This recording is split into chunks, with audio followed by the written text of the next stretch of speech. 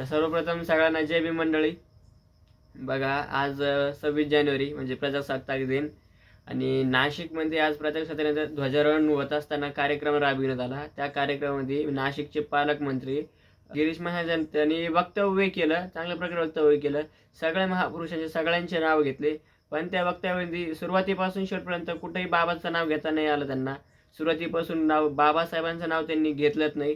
तर तिथंच आपले एक वन विभागाच्या कॉन्स्टेबल होत्या माधवी जाधव, ते एकदा काय बोलतात ते तुम्हीच ऐका एकदा काय म्हणतात. तर मला मीडियाशी घेणं नाही मॅडम, मला सस्पेंड केलं. मी वाळूचे गाड्या उपसील, मी माती काम करीन, पण बाबासाहेबांची ओळख पुसू देणार नाही. मला सस्पेंड करायचं करू शकता मॅडम. बाबासाहेबाला संपवायचं काम करायचं नाही.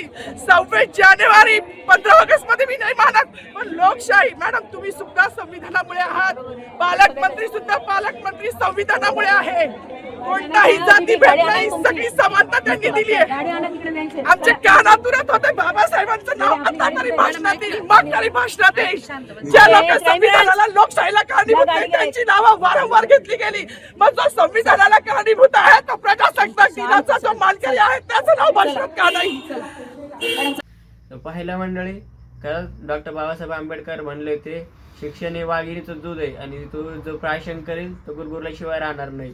आज आपलंच रक्त आपल्याला कामी येत आहे. तिथे इतक्या मोठ्या संख्येने लोक उपस्थित आहेत, पण कोणाची सुद्धा हिंमत झाली नाही त्यांच्याबद्दल बोलायची, कारण तो पालकमंत्री होता त्यामुळे कोणी बोललं नाही. पण जिथं काही गलत होईल तिथं आपले लोक जर असले ना 100% आवाज उचलण्यात येईल. आणि या मॅडमला माझा मनापासून स्वाभिमानी जय भीम.